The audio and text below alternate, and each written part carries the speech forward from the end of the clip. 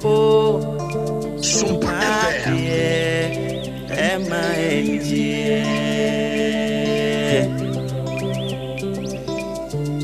Chimwa fidi ene to Sompa FM and TV Nebema weni jie Eni akati apa Nebema weni jio Sabra boy mo dajini Be natural suna udi ewanya Nebema weni jie Nakati apa so kamu Ema akati apa Papa wa fidi ene to Sompa FM and TV Why?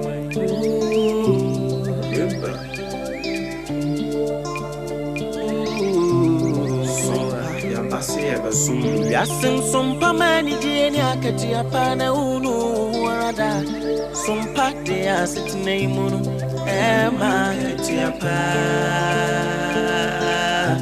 Jeni na yeti Sompa Ye no mai munsam kudi munsam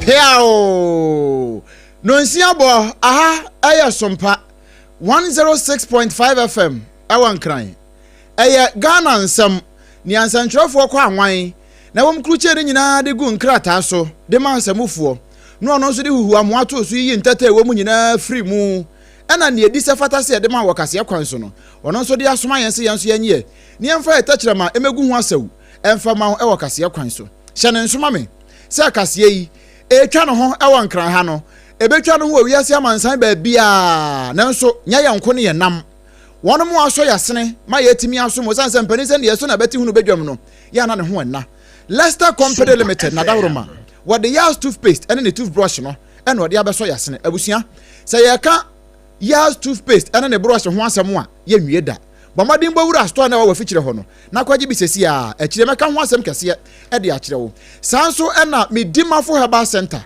wono so ebo yechidom kese pa time herbal mixture and the capsules no and ye HH capsules no mixture no and also kan ho and afei Electroland Ghana Limited wono so de niam papa electronics papa ni bi e de so yasene na enansam no ne ye de ene e de ne ma wie pe na afei asan akoyachi na watwe mu nyina free na no dwoda ade besi nura fiada ensem wa baaye ne nyina no ye yini makoma ne ade tie no ne asan mo atene bio eno ne yefre no se Ghana this week no eno nti frɛ obi no bi mfrɛ obi no bi so kan kire obi se bre na so ne yesi ye na watwe mu nyina no se wonte ye a wonfena fidie ne ntoa na emu me nade no ne a wobeti bie ene se Asante Montemo engineer wo ye urban road pani ya kasa se sofo line eko patase ka kwa abrosan interchange no won be repair Saso na Mexico chipenyo wo New Japan North Yura Samuel Adongo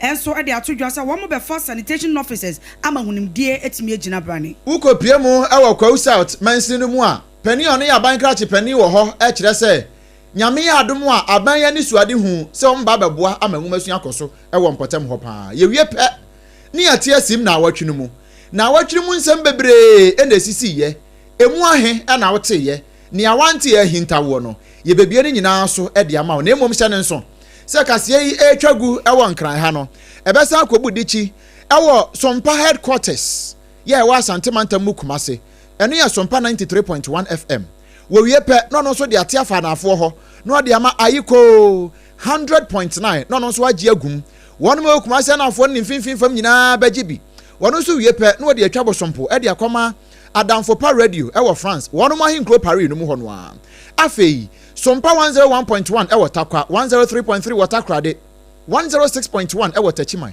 98.9 e wo Sunyane 90.7 won Kranza e na Sompa 101.3 enso e wo Doma upiem won finfin mantam ne nkwado a mankasim e de kwa kosi kabokasu Cape Coast bakano no ho a wo mu nyina so tie bi e de fa Kingdom 106.1 FM.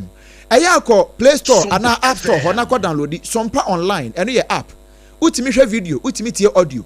Ni nyina wo ho eye 2 in 1. Afei bia odi ko da no so na pese onya ye free a. Baby a radio akantina ngamfo ne wo no. Eya ahwe Sompa FM. Ho ye gina mu dendenden wo ho. Facebook no eya Sompa 106.5 FM Accra. And YouTube no eya Sompa FM live. And then some wa wotre na watwe mu die ni nyina no. Uko www.sompaonline.com. Ni mobro don chua no ya bone bede se kentema e de akogu ho ya benya bia kenkan na bibia nso atimi aye fan ya no mu aye de ya no egu nsemi ho asew e de ama wo no ye me obrempon na kwaku ampoma meni ya no triple A ejapia apamdada e na obapa nana ya kechre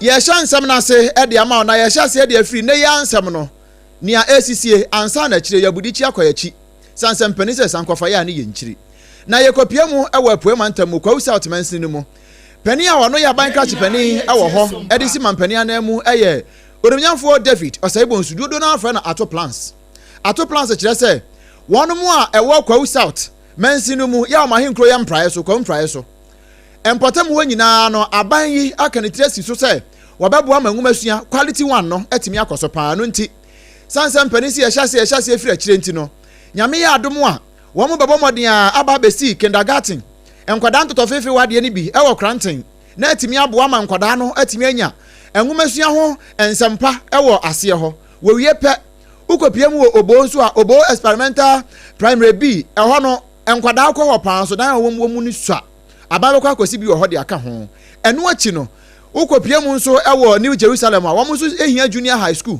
ewo ho eno nso aban besi bi di ama won we nyina ya mampani John Dramani Muhammad ni suade hu ya wo ewo ngumasua mu ede ma de hye ya wo kwa South Mansin mu no ne nsantwefo bonkomo no sei no kan no ene ma igu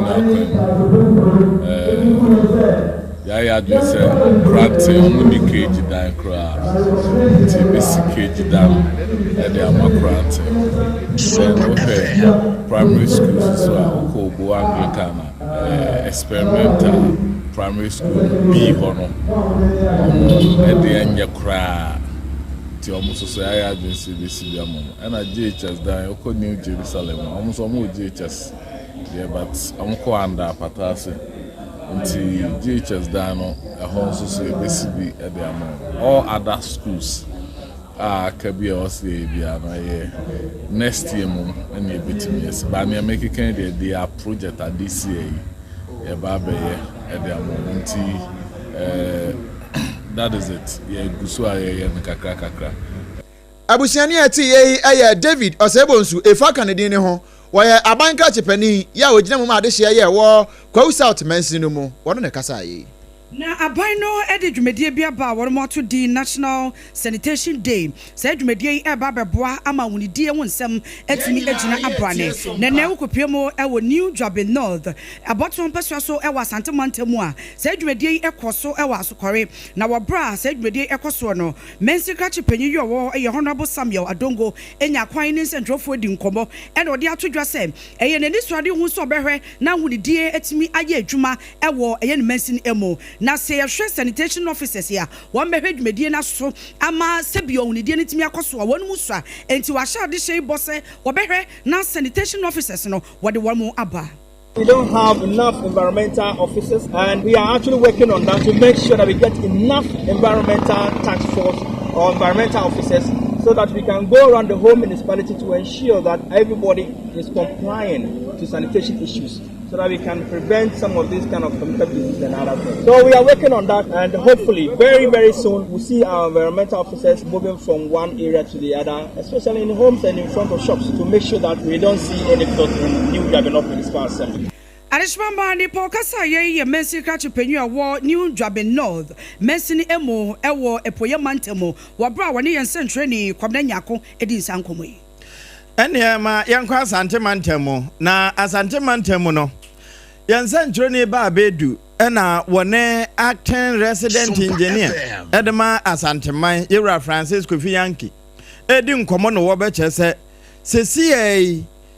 wo hwa ka kwan abrosan a e wa Asantema mu me kire de efiri sofo line terminal ho na ekeka ko Santasra na bato eno sabi ekeka mpa te sekoto apre se kan na so a na wo ma ejina se ana wo ma wo hokra no wo mo ho wo so e wo so pa kekem enam saye so ama empanimfo achese se de beyo na wo chena Asantema kokura hwirehwirem bi abra na ye ninna so no wono mo tum na fe wayensiesie e wo kwan no so me kire ka kwan abrosan interchange no na ebedi nnafu amakoma kodunum na wom de beye ho adwuma no awie na mpanense enwuma eda ni wura no na ye ayete ne ye pa ye wura engineer Francis Kofi Yankee a o ye resident engineer wa Asantema mu no wone ba abedudi nkomo sei portion of the full interchange ebe close to traffic na the NTA ebe close to traffic ne say ramp na ufi hanoma o de call Sanitation about na Petitions say mafaso na say amon say faso a uti say yedede expansion joint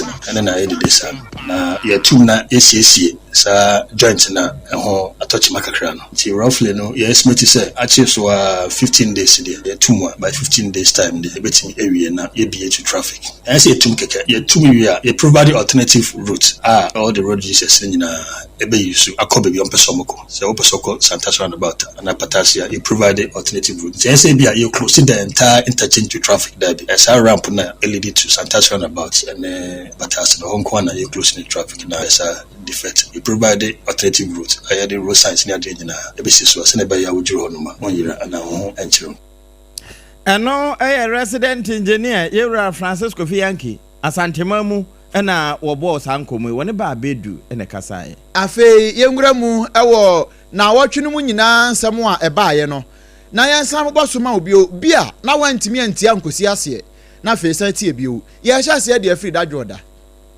edadwoda no na nsem bebre era na ebobo ewo man Ghana mu ne kase pan ba ko a no manfo de di ho nkomo pan eye nkrata e ba montene so ya na e kire se oman temuafo pani ya na ya twiri dwumadie asensen maame Gertrude Eraba Esaba Tokonu empani ya se afedie committee a omote ye wo na asem kan ne so om the report aba enu nti na adwuma se Chief Justice yeyi no afiri ho bio bench ne so akra wo Supreme Court no so no wasan apam no e de akasha e de atwi bench ne so nyina se ne be ya one sign court na bio sans one chese wagu ne ho fi e wo ho no enam so e ma former deputy attorney general e wo man yi mo Yera Joseph Penka edna no tumu bi kire se saa de we ya akoso no ya hwe yi a o man ye be kura democracy ni hwehwere. And I am telling you, God giving us long life and putting the nation together, it will be repeated. When a president from a different political party comes up in future, there will definitely be a process filed. However frivolous it is, Council of State will determine that there's a prima facie case. The president will then go ahead and form a committee. The committee will bring the recommendations. The Chief Justice will be removed. That is the danger. If we don't, what has happened today will be the beginning of the death of our democracy. Yera Kwenka amananso hwa wo kire se se sani amanfo bi eka kanwa se MPP aman bra no omte adwa so no mba ya penom yi ma Charlotte sei wom yi nadie enu nti eyadu mi adu yu no so da bi se woni mra no a enu nche se kan ya wo pe ECD no eni CJ difference we mo pa. You don't need to pretend about it. That's what I see actually coming and happening. You see, when people make the mistake of comparing the removal of the Electoral Commission board to that of the CJ, it's most unfortunate. The Electoral Commission board does not head one of the three arms of government. And that equalization is much ado about nothing. And I think that those who do such things are deliberately creating mischief to justify whatever evil intent they may have. Because, you see, if, for example, you begin to compare the removal of the Chief Justice to the removal of the EC, then you are saying that those two offices, you are putting them apart. But that cannot be, and that should not be. Again, you have rightly pointed out. Yera Joseph Penka, and yet in can watch us at the sunny out the opera, at the toto akutu ho, just fakra, Nensem no. na yɛda so agyina nano dwoada Ghana Mampani John Dramani Mahama ɛde dwumadie bi ɛkɔ ɛwɔ nkranhase ya new envoys a wɔyi wɔn so wɔn enkosi na nemo ɛwɔ bi man so no sankyerɛkyerɛ ɛkɔde ma wɔn ɛwɔ nkranhase na wɔbra wɔnya kwan agyina simpie so no wɔde to dwa sɛ sankofo a yɛyi wɔn yi wɔn mo ase na dwempɔ sɛ reset agenda no ɛbɛtumi akɔso na wɔn nyɛ nkyerɛkyerɛ ɛnkasa mfa ho sɛ bɛyɛ a Ghanafoɔ ɛbɛte aseɛ wɔtɔ so kyɛm sɛ 2025 ba yɛto ya wɔn mo edi nkunim no na ne nyinaa ɛyɛ aban a no wɔte soɔ nneɛma a wanyenya ne yie ɛna nam so ma Ghanafoɔ ɛnyɛ gidie ɛwɔ saa aban no mu a wɔn mo to aba ɛde ma NDC amanyɔkuo to ɔbɛsɛ sɛ wɔn mo ba bebiebie nnwuma ɛwɔ reset agenda no aseɛ ma Ghanafoɔ mebu no ɛnyɛ adwuma ayɛ. At the core of the reset agenda lies the imperative of work, dignified, meaningful, and sustainable employment. And so initiatives such as the 24-hour economy, the Women's Development Bank, the Agri-Reset Program, and youth apprenticeship schemes are all currently underway. And yet their success depends on the partnerships you cultivate abroad, the capital, the technology, the markets, and the knowledge we attract. Or Washington. For this reason, economic diplomacy is now the cornerstone of Ghana's foreign policy. Missions must evolve into hubs of economic engagement, facilitating trade, attracting investments, and promoting innovation. Arishma mani pokasa ye ayo Mampani John Dramani Mahama nano dwadano eno de sansemi tuja. Na saa dwada kro na bra anamusifo a wo mo kɔ amahodo so na wo mo akwakosi abanana mu. Wo mu tu hyiragu onso na fe yama wo mo nkyerɛkyerɛ de yɛsɛ wo mo yɔ ne de ni kwan sɛ wo mo yɔ no. Saa bre na soafo a wo hwɛ amanane ho nsɛm so yɛwura kugya to ablɔkwa na wo hɔ. Ɛna ɔde bɛto so akyɛ sɛ sesei Ghana kura ye ni abre sɛ atenaye no aman ahodo so wɔmbɛsan biebie aka ho titiri ne America ama ɛhɔ Massachusetts sei wɔmbɛbie ɛwɔ hɔ na ababe kan New York ne Washington DC de no ho ama America de no ayɛ miɛnsa ewia na no Mampani kɔ Singapore ɛhɔ nso de ɛna afi Dublin ɛhɔ nso wɔnom bɛyɛ bi wɔ hɔ na sade na nsam ne te no yɛwura ku yɛto ablɔkwa nya adagye. We currently have 75 diplomatic missions as a country. So we are growing from an initial start of under 10 under the Osagefo Dr. Kwame Nkrumah.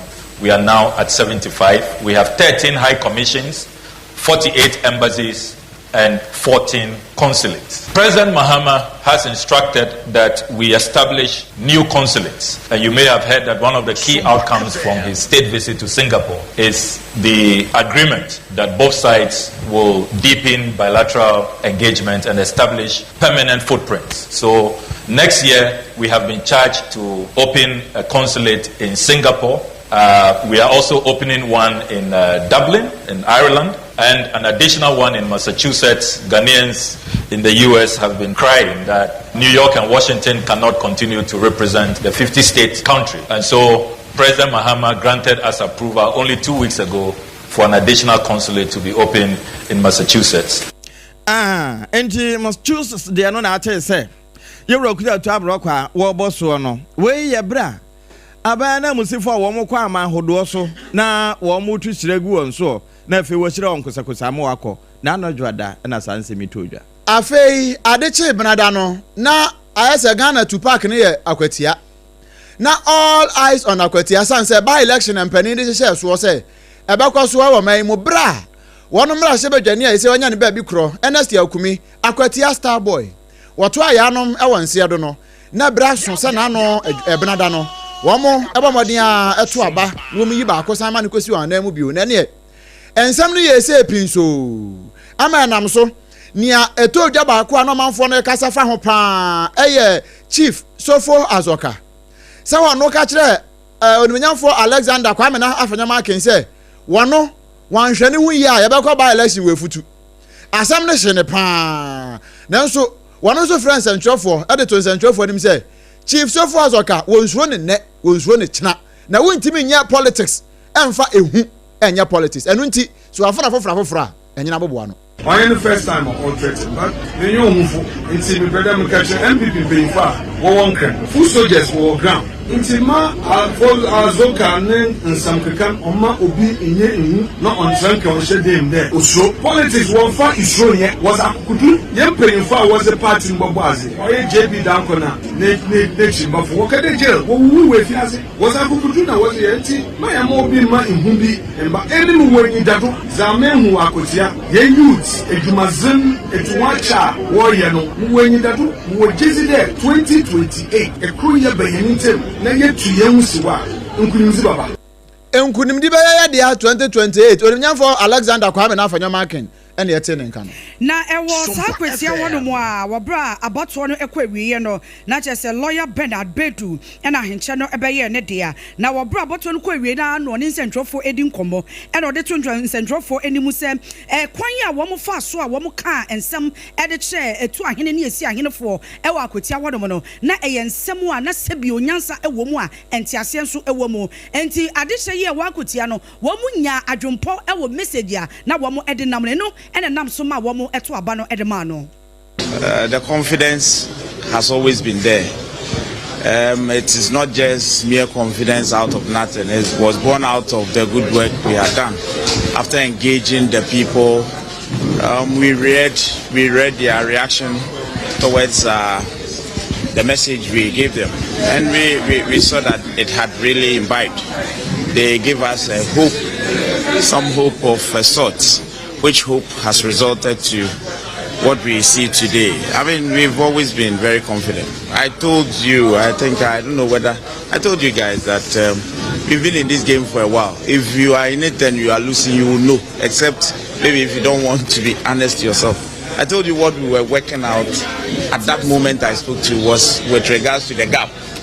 Nipo kasa ye lawyer Bernard Bedu no wie no wa mananso a woto so HM se sa oba akwati adi mpe na chese mining baby e tu fam agudie wo chese ba wa be obehwe na e fam agudie to e wa akwati wonom no enye de gidigidi se won mo be se yensu a ananse nsase na mom no wo de emra ye mu odin e na e ba beto so. Akwati's name has always been with regards to mining. You can't take away the mining. Okay, we only have to do it lawfully.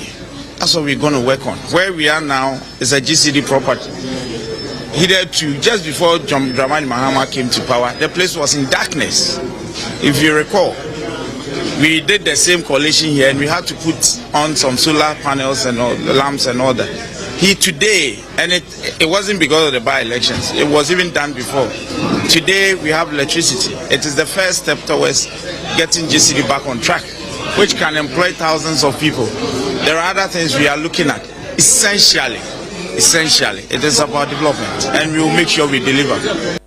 Nipo kasa ye lawyer Bernard Bedu ya akotiafo ato abayi no kra ya won kan suo se wo mayem na hye bedwani emfa ma wono.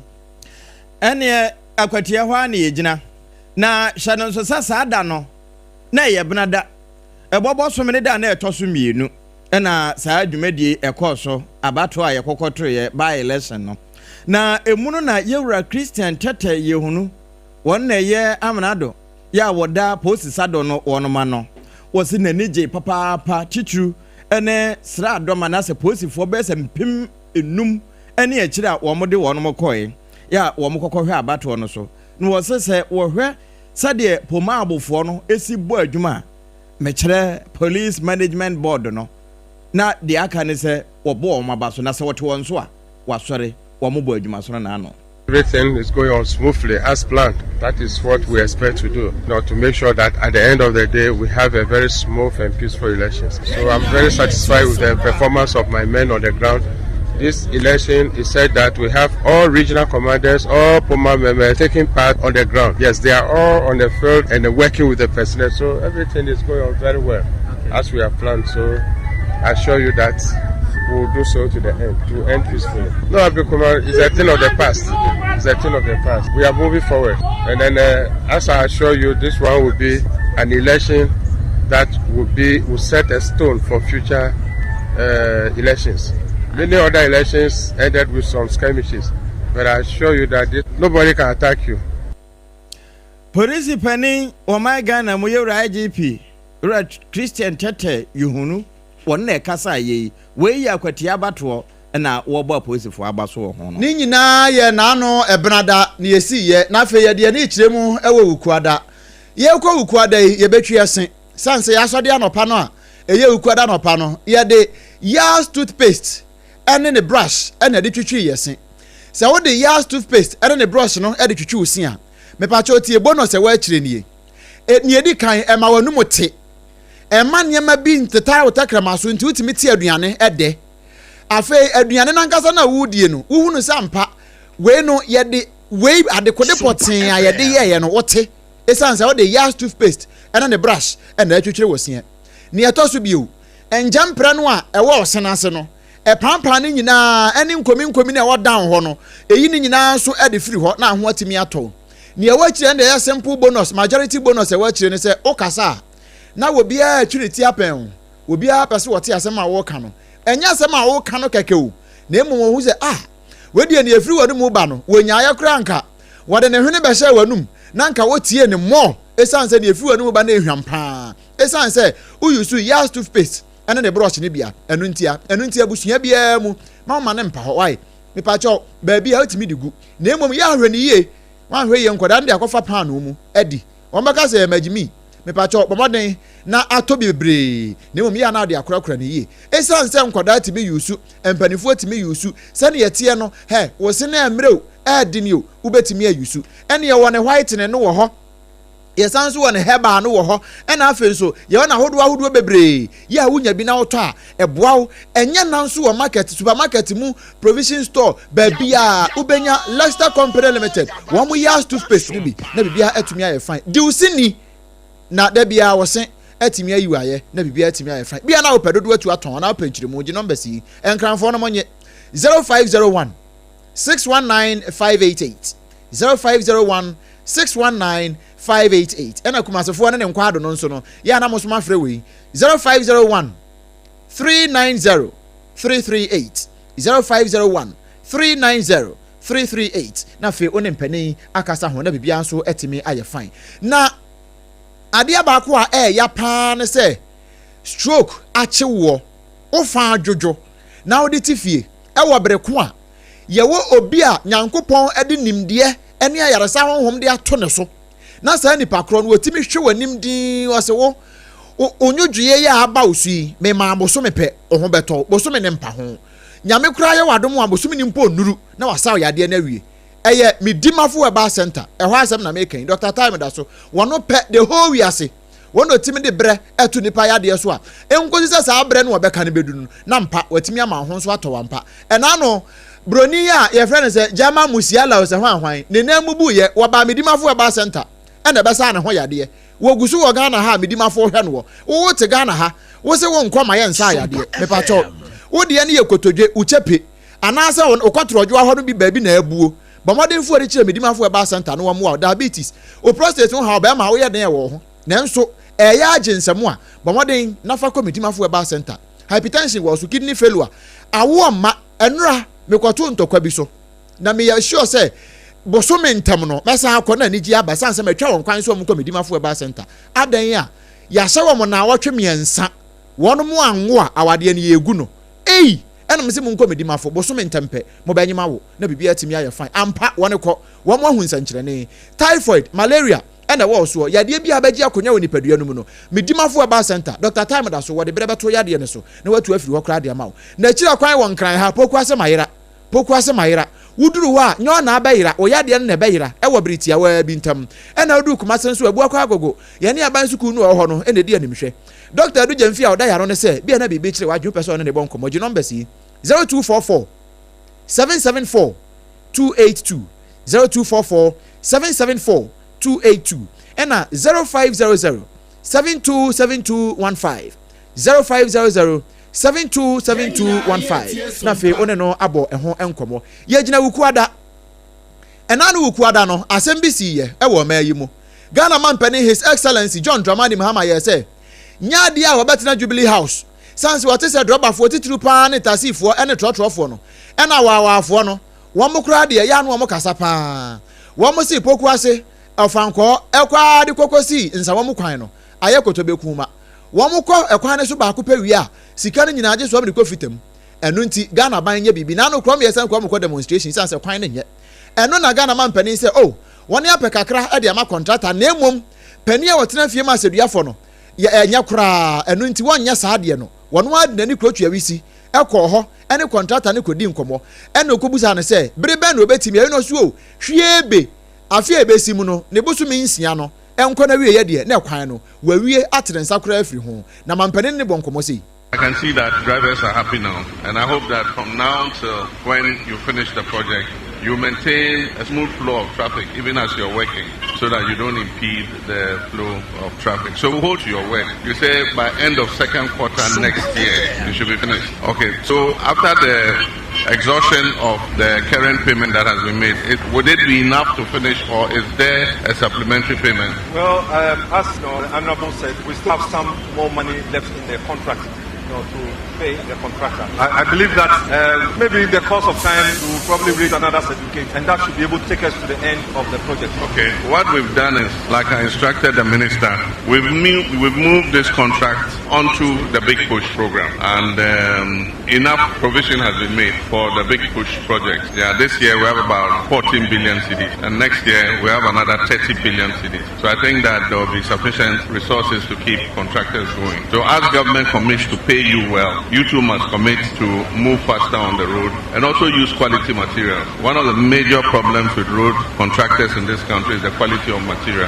And so you build the road, after a short while, the road starts to deteriorate. And so, I mean, your company is one of the well-known road construction companies in Ghana. And so we hope that this will be a mark of the quality of your brand. And so, thank you very much. Thank you very much. Was it Ghana ha contractor for any be or kwan no wo ya akire so na awatwe miensa na asase etutu na emom we de onfa ne mapapa nya kwan no na nche akire so ade asentem kra e be se mfie aduasa na cafe ne yekoye ne foforo mpa na nke afa ne sa Ghana man pani His Excellency John Dramani Mahama ne nsem no Arishma ma yada so ejina eda wukwada na yebebu kompo na yakwa kopiemu ewa akotie biem se tiefo ebeka ye wobra na abato no ekoso ewa akotie ho no mentime wase esori ewo National Vice Chairman ye edema NDC amenyoko no Chief Sarfo Azoka ena afei domkuma no ba no deni ewo Ghana yemrahye ebedwefie Honorable Alexander afenyoma kinentemu a ekodu ba bi kra Chief Azoka edetu dwase ahwe Ghana fo yebesa so akwakoto by election ewe futu a enwo sembeye bebre na no nam so ama Yura Dennis miracle aboache ya wodo enene ye enkane aid edema enkane omampani abedi eche Dr. Alhaji Mahmoud Bomia wababontin se Yura Azoka o baby o bia o nsini ti asesanse na ni ewu ankasa de wo ye no na entwa yi kra. If you still have a situation where even with the presence of the uniform, there are citizens who are bold enough to still attack other people, then there's a problem. Because people seem to think that our police are only there to, like they say in Twi, pata people, to separate people. And so they are no longer afraid. Because I see somebody throwing a punch above the heads of policemen to his. Come on, the person should be bundled immediately. So that others standing by will know that if you want to see the whole day, they have to behave. I think that's a problem. The biggest shame of yesterday goes to Sarfo Azoka. Wherever he is this morning, he should bow his head in shame. He should be ashamed of himself. He should be ashamed of his attitude. He should be ashamed of the character he has built for himself. And realize that indeed, this is 2025. Violence has no place in our democracy. Violence has no room in our elections. But for Azoka yesterday, I don't think we would even have a single complaint of anything. There were macho men there. Why? Everybody, NDC had macho men there, MPP had macho men there, but nobody threw a punch. And that is even a testament to show that having macho men present at an election doesn't necessarily lead to violence. Sometimes I keep saying, when I have a gun to Hamza's head and he has a gun to my head, there will be peace. There will be peace. There would always be peace when I have a gun to him. But the problem will come. There will be violence when Hamza has a gun in my head, on my head, and I don't have. So I don't have no problem. Bring 10, I bring 10. Then we are seeing each other. Then there's peace. I don't know. Arishmamba ndi pokasa ye Yura Dennis miracle aboaje wano aid edema enkane omampani abedi etwe Dr. Alhaji Mahmoud Bomia anano ukwadano ena sasemisi ene ukwadano anu ene ejina na Global Info Analytics Chief Executive Officer wadano no Yura Musa Dankwa ansa na ye kwakotra kwati abai wodi kan kura eka ho asamo kire enkunne no ba bia ebekọ ebe kire se adene de chiniye benya ne se kutu se bam ampa ekowie na bam na sade wosibo bo ade no a ewi o che se ohamu nche mo aduro no miensa na chine betimi asesa na sade wo kan no wo de yentie bi mra Musa Dankwa de wo kan fa akwatia ho yenim omo background in terms of demography nkwala ana omo yem penifo be omo ko school edu ena omo to about last election no say na omo kachre o hwe akwatia on the exit poll no over 60% wala omo kwatia ana say university kwatia no ena o hwe akwatia so as omo demography no assessment from what we know in 2016 up to 2025 omo move from omo junior high to no education to very highly educated people the omo panel no from the omo school and junior high here ena two the sanity there candidate ben ena obey appeal to this group of people. Osha MPP candidate was not appealing to Omamako school. Almost some doors were. That was the first problem. Second problem, say na MPP for again said I could hear a mining town. Into LMC for one go. There be Osha Omam go on senior high need Judiciary no. Omunya Edmond LMC. Omo no interest different. And no Global Info Analytics Chief Executive Officer. And I would say workers say Musa Dankwa. No was say we ukwiada no wo kan no e wo sompa kase bode mobra na wone kokwampoma modi nkomo no wo senka asemu ye okobọ so yi e na amfoe na ekosi nchen o nka e be twe na bo so sabre nka waduru na ntwikunya dedededa ka ekotwaniti. Well, in terms of demography, I mean, Ghana for Mutuaba, now over 70% of them are below 35 years. So a young population, it will take several election cycles, maybe 3 or 4, and sana Oma age, Oma old. And as they are aging, new ones will come in. So the population is very young. So we have to be very careful with demography, demographic analysis on election sites. It's not the end system for the next maybe 10 years or so until there's a new census. Now, in terms of normal xenophobia on social media, the empire on say the mechanism of member na aja omatwa to focus ana mo frame that was something that is widely shared yanya correct anka and then the paying by now me omayanka eni a wuti ye yewura Musa Dankwa wono na ye chief executive officer Edma Global Info Analytics and I tell say wakasa yi we ye kwatia by election no ho prediction. Ene yamfa seda PSC aseda wampam emanwumeku a enwumrei wormo aso ya senem ye de kase boy ebrewo time herbal mixture medofo makacho say tidi yade de Ghana ha edro ba ko a yage tumu a Food and Drugs Authority ede wo stamp no esisu se di maya se yenom na ntu etidi yade ase de e time herbal mixture medofo sentuntuma kaw na ofi se wenya malaria de a bomoden ase obenom time so omunya kaw krampo a medofo per time si wo no mo ai we kwampo ma no per time si wo na nonum kakra e bebo ho ban ama cheseti di yade no kra no unye bi untumi enidi nti wo so tia na etie wanya sika no de bia boso enhira ka se wanya sika no waye adwuma nya sika no nanso kwabrane ena edie untumi nyidi wahu untumi ribo no eye time herbal mixture honam ya wakwa adwuma wa brewdi mu se honam no uji wo ba bi enye yie bomode ase wo benom time herbal mixture na resa wo ento wa na edro ba ko a yede abedwa so abedofo edutwom kra eye time HH mixture ene ne capsule sendro mienu wo kabom na wo no mu a wo to ebeto no yade bia wo nipadua no ni nyina bedwane ama wo hu ba bia wo mo afa time HH mixture ene no ene ne capsules medofo be ma wo dwonso wo ti yaw e wo bembe no mu wo dwonso a wo chim ansa na dwonso na aba e banso akokokokoko eye yade ebetimi a hawdache bomodia say wo be time HH mixture ene ne capsules no wandom afei immune system no onkomo no e boost ni ye pa e ma litimi egina abrane eno so e time HH mixture ene ne capsules oba wo be siesie wa himfie ho abia fra wo ba pade a e wo se wonya time HH mixture ene ne capsule ni mienu no kabom e fin bia wo oba ne mum e scent bia kakra bia ya e fefa fo ohwene ano no ene nsuo nkitinkiti bia ya egu wo e wa himfie ho no bomode na time HH mixture ene ne capsules no wono nomu a obehu se sa scent ni nyina ebe pie ama na si fom no owura wa asem no watimi edi ne yie me don fodo so post na opetuo ana baako a bomode ya se obebo awura mu e wo herbal shop ana pharmacy shop bia ye wo omanmu afa na bebia bom wura mu a eya abodin no ese time herbal mixture wono mu enure ni ebi do so post so na opese utu na wodi si wo na no wabusua so enom ne kakra de a bomode ya se obefre na owusu otafrija owusu ajmai ewo 0244417669 0244417669 na wone nana eni enkomo na wone nana edi nkomo no wanya time ano no mawie no abusua se ba se aduane no wuntimi ni ebe ha adwene pa eno se hunti ene wo se unya bibi ti se fruit nom eno so blend aya ekoye blender no Electoral Ghana Limited wo mu de ton original no de ye papa ya no wa hye no nso eno achi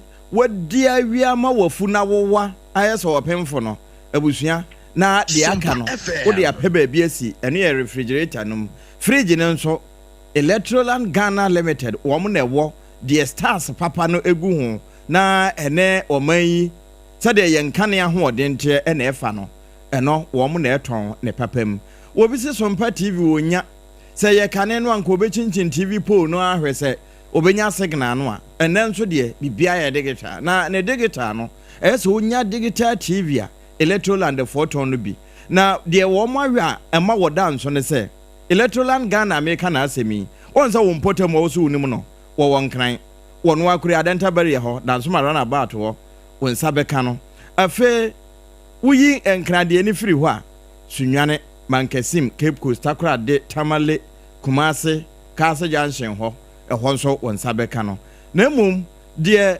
dodo na tu agusu sesei sɛ wobɛsena kɔ atifi ana wo bono wo apoye afam ɛyɛ bono afa na medi tachiman Electoral Ghana babia backside won na nhwe ne mu pɛ ɛhɔ ne yɛde sika kuma bi ɛkɔ akɔgye ɛnema papa ne bo F4 enti 0245 949495 0245 949495 na ne Electoral Ghana eni nkomo wo madam anti ene ye da ye hutia wa ba ye bapɛ ye ma oni yawo ye wura yawo dem ye de wakwa kosi fiada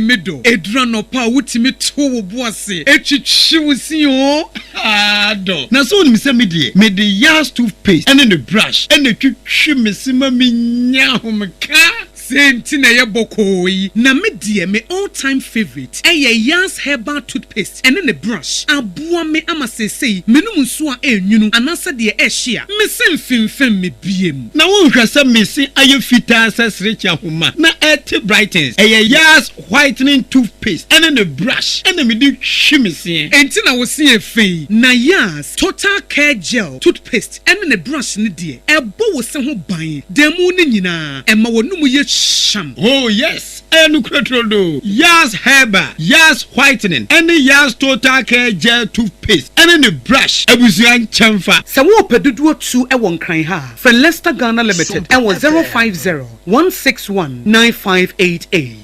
Leicester Ghana Limited, and the Yas Toothpaste mo ahodo, and the brush abedwaso abeboy. Midimafo, Pokwase Maira Accra. Midimafo, Pokwase Maira Accra. Midimafo Herbal Clinic Accra. And you won't hear passengers a gumi kaimui. A hwana do one aircraw. Hey, and this Accra and put away the moon. And yet the Muampa, the Sadia, a Duchem Atlantic International University, America Memo, about Dr. Dujanfi Babasu, honorary degree as a professor in biology in herbal medicine. It is said here, Ayarisano, I am more. Oh, Missy Minim wife, your copa war. 1 year, 1 city. Need send me 2 months and 8 years cano. Miss me connection and Shadam Koye, na a Sakakra. To say what Pedium Mama, what you have them. Connection, what you are about the crowd. Stroke on so dear, what found small. Chessa, I did the one who any dear Siano. Yaria Bia Tatia, and what Dr. Tamdaso and so. Diabetes, hepatitis B, prostate, hypertension, malaria. Yaria Bia. Kumasi say, oh, go opposite government school. And then Krahanso, Obepim, or Pokuase, Maira Quanoso. For a doctor, 0244 774 282. And at 0500-727215. Midimba for Herbal Clinic. Wudima for Newa. Kweku, minim sawa yeshe. Me kraman nane. Na so ebony show one Ambassadorial. Male hon sepeno. Ebony Condoms comes in different flavors and available in all pharmacies, chemical shops, over-the-counter shops, and pubs. For bulk purchases, contact 055-230-0075. Ebony Condoms, Ghana's most pleasurable condoms. Make it worth it. We got peppermint, strawberry, vanilla, chocolate. We got peppermint, strawberry, vanilla, chocolate. It only the view is a condom. The condom mulia then it's not on, but don't support as a condom.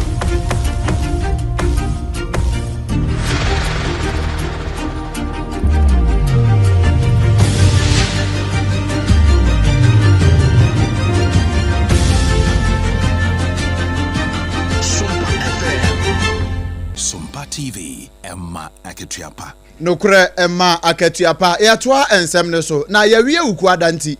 Yewuramu ewa yawada, ewa bra yeni yawo. Na enano yawada no, asem kese bi sanbaye. Sanse na anu jwada no de esi yese mampani se Chief Justice. Wonfa no dwumade nyina engu fom. A wasan pam no kura de afri. Supreme Court no. Ekuyi wamo se yefra mo. Positive Transparency and Accountability Movement Africa, PTAM Africa. Wamo kire se January 8 yeto abawie ye no a aban sesa ye no ne bosome ene da eka ho ma ne ye bosome ne da baako eno amode nkrata akoma mampani John Mahama se isi boss ma Jane Mensa ena afei ne deputies eka ho ofatete ene boss Masare wamo nyuma nso ni kura ena mo nsa so wamo cause financial loss to the state chese sikakase pa no wamo man na hwere ena afei ena mo nsa so woman the constitution ya dibu amamra na ya dibu man no omo de atwitwiri fo omo de twitwiri gatamu a ye de akasha akora sha no ayenye yie afei womo ya misconduct chese ne yemfamra kwamu ne yemfom adwuma ho kora ene womo ye ntibe ya Ghana man pedin pam won the vice president Rashid Issa wana so mpaka se bonkomo ma ne kirense mu sei. As a matter of fact, we've not had any proper communication or any clear communication as to what actions that the president is hoping to take on our petition. But we've put in some reminders, and then we are hoping that they have structured ways of doing their stuff. We have also given ourselves a time that if we've not heard anything within that time frame, we'll go back to the presidency and then demand a proper follow-up. But as of now, there's been no direct communication. We have only kept to our cool because we are seeing other measures or other decisions being taken that we assume that it will trickle down to the point where what we are asking for will also be done. I mean, we have all witnessed certain, should I call them misfortunes under the, or mismanagement and other things happening under the leadership of the Electoral Commissioner to the ordinary Ghanaian, especially considering the fact that our taxpayers' money were being used to, pay her for the work she does for us. We cited some examples like the electoral violences that happened at Abusia, we are vice president Edema Positive Transparency Accountability Movement Africa, PTAM Africa, Rashid Issa, and Yatin in Kano. Na yada swejina anadro yawada no a Ghana Mampani John Dramani Mahama ekodi dwumedie bia ne nyina efa ambassadors ene high commissioners ya weyi womu a womu kosi aban no anemo ewo amamman awodo eso na wobra wonya kwan egina simpie so no wode to dwase sika be $15 million ena aban no eyi ansa na wode akwa rent e properties awodo e de amasa diplomatic for mission no na wode to dwase e ban sa ne ha adwen pa esa Ghana ya taxa yetuan kakra to yetuan kakra no enro na womu yi se sika bi na womu e de akwa han edan baby a won beda womu didiem ni ade wo se abasa no a eya na ha adwen. Let me be emphatic. Ghana cannot continue spending a staggering more than $15 million every year on renting properties abroad for our diplomatic use. This is not a judicious use of taxpayers' resources, and the reset agenda requires an immediate reversal of this trend. And that is why Cabinet has promptly approved the STRIDE initiative. And STRIDE refers to the strategic transition from rental to developing our own properties. I've tasked the Ministers for Foreign Affairs and Finance to work urgently to resolve this long-standing challenge. From my latest briefing, a transaction advisor has been appointed, standard designs are being developed, and funding mechanisms mechanisms are already being negotiated. This decisive shift will ensure that our missions abroad are housed in properties that are owned by the Republic, reducing wasteful expenditure while safeguarding Ghana's dignity on the international stage. Nipo kasa ye Ghana mampeni John Dramani Mahama anano yawadano eno kasa semi. Eno ya yawada France nebeka jodi. Eno ena broni se Thursday. Na sa yawadano mampeni John Dramani Mahama wono ma obobo wondi se wonko amahodo so nkonkosi na nemu. Di obo ni di se wonko America US Trump krum yewra Victor Smith. Na peni nya daje de nensa to ne bo eka promise ma wona. Ede chere mampeni ne dom no eche se reset agenda no wo mu ko push wo US ama Trump ehunu reset no se de etie na wo mu ewo ho nso ede wo ho ahye. We vouched to restore and to reset Ghana. Distinguished ladies and gentlemen, we, the newly appointed ambassadors and high commissioners, pledge to His Excellency, Mr. President, that your efforts will make a difference and will not be in vain. We will persist through hell or high water to build on the sturdy foundation you have laid and are committed to deliver on the promises we made to the good people of Ghana. In this current geopolitical landscape, sound economic strategy is of crucial importance. Our relationships with other nations lie in the dynamism of our economic ties. Trade, investments, and innovation will be our focus to enrich lives and create jobs in Ghana. We will work to deepen these economic partnerships around the world to create strong and enduring economic alliances. We will put our best efforts forward to identify and facilitate opportunities for a new transactional approach to the benefit of the Republic of Ghana. Eno Ambassador Victor Smith US abrochimemu on nekosi Ghana mempeni anemu ena reset agenda no wo kire se de wosi akwa pushi a chain third service push it na ye free na no ya wada no mu pushi ba ye no wo de efiada de ni pushi besi so na wo mu pushi wi ya no pe eno ni menyamfo Sam George eno asam ne ye kan wo ye nsantrofo nhiem no so o samanfo okọ America no makopushi reset agenda no a e o se atena Ghana he ya ne enso reset ye na be ye se na kakra nie e na wone multi choice Ghana wono ma ye sra ne abasa saa tweda were wo paso saa na eno ada eno we friends nsantrofo nhiem no so no kure se multi choice Ghana na anu ada wode e ma won se wo mfa data bi mra saa data no wone amfa ma no nam so ma wo activate mra no se da bi ada ye friend se ne no wo mo amfa ma 10,000 Ghana cedis eno nti enanu kwada ne po betwam no mo de ka be se 150,000 Ghana cedis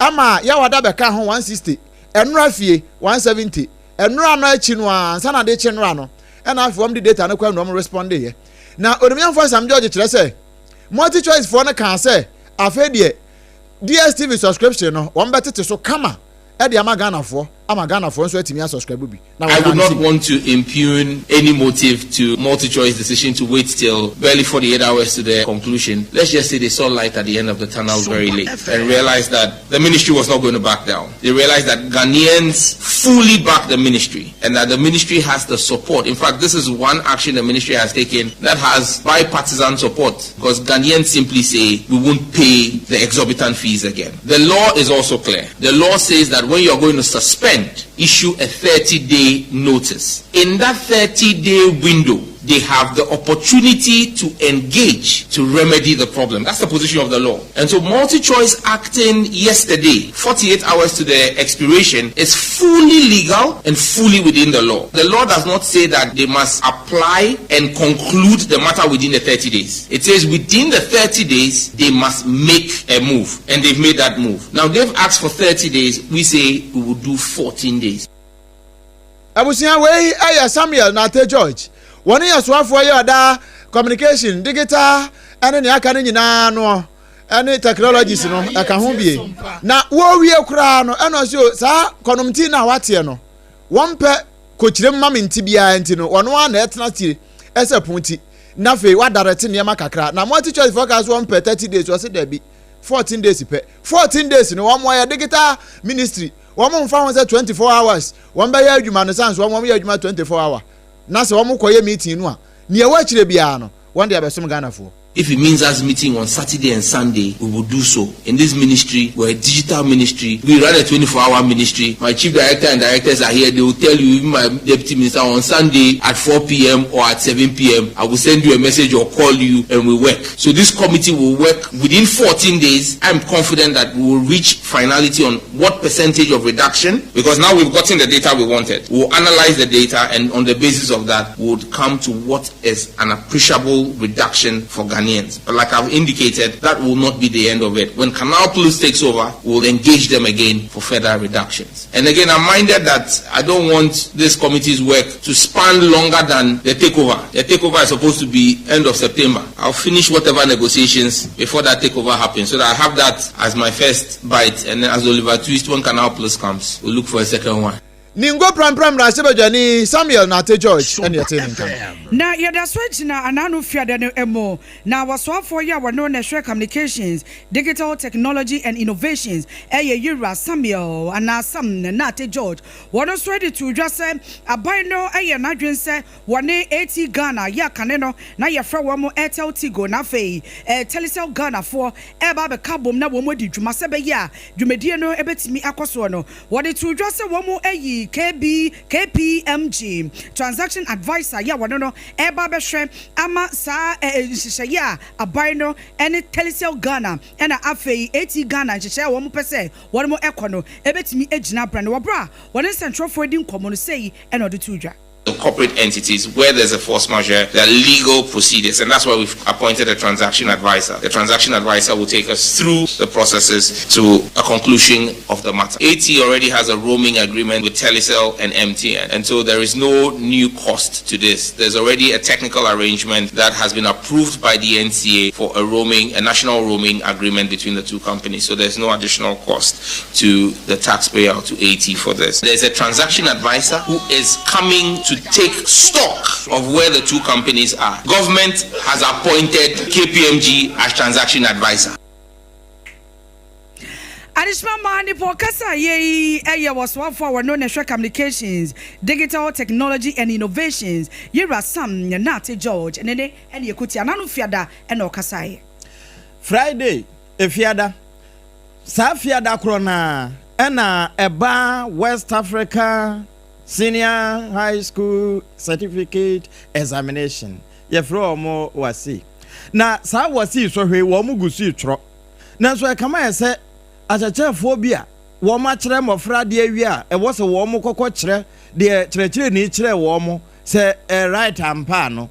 Wo mu asa fa kwati kwan ebi mo e ma mofra no apo e ma wo mu de atro. Na no na de oni amansa di nkuta ho e wo wa ka adwuma konum. De chere adasa era John Kapi ena eja Kapi chese no kwasem ni wo mo ko ba bi ti se yeji senior high school Abbott College ye no wa asante bekwai atuma kwa nwa Presbyterian Senior High School ene me ahodo aka wo mo nya binum pa achi aso nipa be se du na de se emra na chechere wo mo a woje won ho ba bi a enye afi wo se Adventist Senior High School Kumasi Center ho so biribisi wo ho ena afi Christian School wo kukura ntumi and the teacher ni nankasa creative WhatsApp group a wo share answers no edema wonom na sade na nsam ne tie no yewra John Kapi ene Sompa ntwerofo ene di sankomo yi. Noted with concern a number of cases of irregularity at examination centers across the country. As part of our commitment to upholding the integrity and credibility of our examinations, we have deployed a number of staff as well as our own specially trained personnel to monitor the examination centers. Our monitoring teams have unearthed a series of irregular activities at a number of the examination centers. These include, but not limited to, the following. 1. 2 persons were arrested for impersonation at Ghana College Kaswa. They were arraigned before court and have been sentenced to 6 months imprisonment each, while their accomplice was sentenced to 8 months imprisonment. The proprietor of Christian IPS Kukwentumi, as well as one of its invigilators, have been arrested for creating a WhatsApp group on which they shared snapshots of questions and solutions to the questions. They have been handed over to the police for further investigations. Ebenezer Finn was arrested at St. Vincent College, Abradunkwa, for impersonation. He has also been arraigned before court. Hannah Lariba, a student of Yeji Senior High School, was Eno yewra John Kapi wɔn ne amansa de nkuta ho ɛdema wɔayɛ ka adwumakuo no ɛna wɔne yɛnsa ntwerɛfoɔ di nkɔmmɔ yi. wei nyinaa yɛ nsɛm a esisi yɛ ɛwɔ ɔman yi mu na awɔtwe mu ɛne nnɛdeɛ nso kakra a yɛnsa ka nsoɔ no ɛna yɛde ne nyinaa ɛde abrɛwo no abusua hyɛ ne nso sɛ wonya njɔn ne yɛ wɔ Facebook no nso a wobrɛ nie enti wo ba ɛyɛ Sompa 106.5 FM Accra ɛna YouTube no ɛyɛ Sompa FM Live fa message ne bra sisi a na Hajia Special Local Foods adawromenti Hajia Special Local Foods aduane papa nyinaa fie Hajia sɛ wo pɛ aduane papa di a wan tete aduane papa ma ayefunu ani na akwete aduane bɔne ma ayefunu di a wɔbɔ ho ndondo ɛma wɔsa mempɛ sɛ wobɛnya ne saa nti ɛna mekamfo Hajia hɔ de ama sanso no de ɛnɛ de no ayedie no ɛne tete de no ɛna waka ne nyinaa bomu nanso wɔmfa sɛ be spices adwe bi nyɛ ɛna wɔmfa ne a ɛsɛ mɛma no ɛmfa no bi nyɛ ɛna ne yɛsɛ ɛma nso maa no wɔmfa bi nyɛ na mmom nneɛma nipa no nipadua ne tumpɔn no ɛno no wɔde yɛ ɛno nti bɔmɔden na bɔwura mu ɛwɔ hacho atomic kwan no so wɔ no a transition nkyɛn hɔ no wɔhyin bɛɛ ne mfimfini hɔ no a no wobɔnso obutu hɔ bia na wontimi nkɔ me ne wo ka sɛ wo sie bi ade asa no korɛ wɔmpɔn ayɛ mom nanso sɛ wofrɛ no a delivery guy no ɛde aduane bɛbrɛ wo sisi a number saa bɛtumi afrɛ no ɛyɛ 0246 359 921 0246 359 921 na ɔde aduane abrɛ wo sisi a sɛnea wopɛ no bia wɔde bɛbrɛ o messages kakra ya a wɔde asoma yɛn ɛwɔ Facebook no ɛno kakaseɛ ne ho ɛno nti ma yɛmfa nso mo sisi a KK Edifrika so a American Town Kenke House aka Baumiafa ɔsi JDM you promise youth for 24-hour economy they are waiting ɛsi kudos to Nana Henkan aka Kade Golden Boy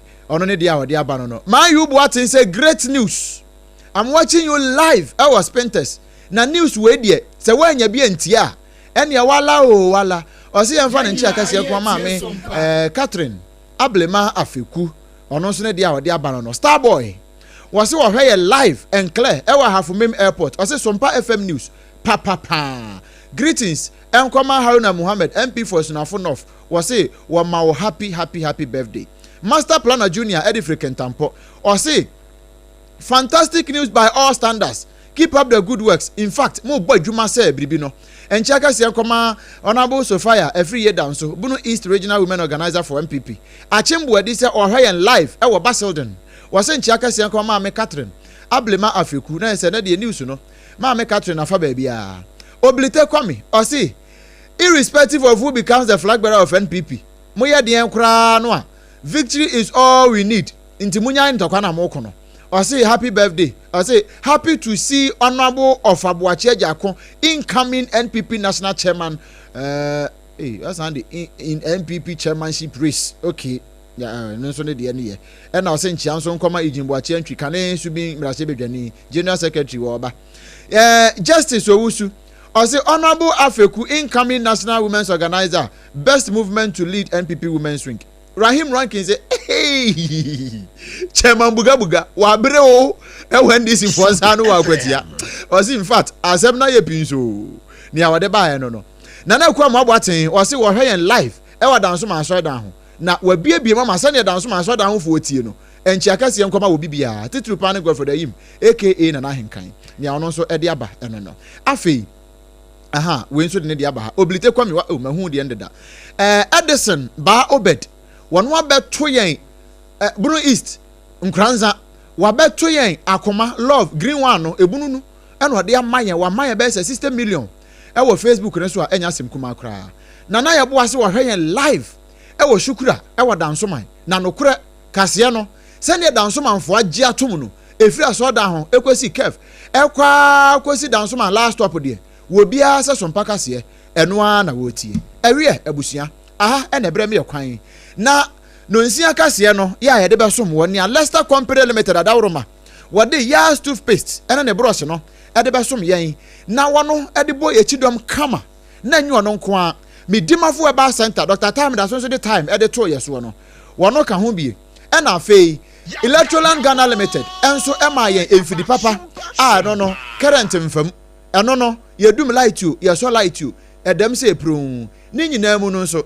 si ebe didi a ni ebe enum be ebe ye kama pa time herbal mixture wɔno nso so ɛde ne deɛ ɛbɛ so yɛ asene kama paa bɛma tintin tv sɛ mankan ne message no a ɛbɛha dwen paa wɔse mehwɛ mo live ɛwɔ fanko barrier wɔse greetings goes to Honorable Gloria Usu MP for Trouble mo bɛma tintin tv o message no me de atwa toɔ hyɛne nso kaseɛ yi atwa ne ho ɛwɔ nkran ha Sompa 106.5 FM afei ɛkɔfo mu wɔ Asante Mantam mu ɛno yɛ Sompa adwosuo Sompa 93.1 ɛwɔ Kumase ne deɛ no wɔwie no ɔno nso gye mu de ma Ayiko 100.9 ɔno nso wɔ Kumase Adamfo Pa Radio France Abrochimam wɔn ahenkro Paris no wɔno nso gye yɛ ɛka asɛbɔn ɛwɔ hɔ afei Sompa 101.1 wɔ Takwa Sompa 103.3 ɛwɔ Takorade afei Sompa 106.1 wɔ Tachiman Sompa 98.9 ɛwɔ Sunyane Sompa 90.7 ɛwɔ Nkranza ɛna Sompa 101.3 ɛwɔ Doma Udu mfimfini mantamu a mankasim ne nkwado no